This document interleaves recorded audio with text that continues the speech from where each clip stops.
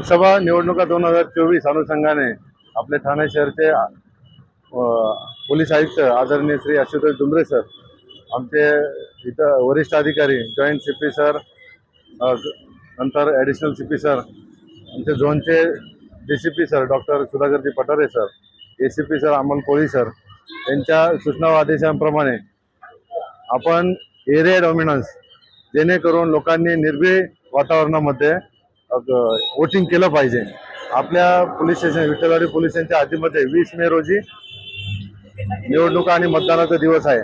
त्या अनुषंगाने लोकांमध्ये कॉन्फिडन्स बिल्डअप करण्यासाठी, जनजागृती करण्यासाठी आपण हा रूट मार्चचे आयोजन श्रीराम चौकापासून नेताजी चौकापर्यंत मेन मार्केट एरियातून केलेला होता। याच्यामध्ये आपल्या पोलीस स्टेशनचे 4 अधिकारी, 21 अंमलदार आणि आपल्याला मदतीला दिलेले BSFचे जवान 1 अधिकारी आणि 32 जवान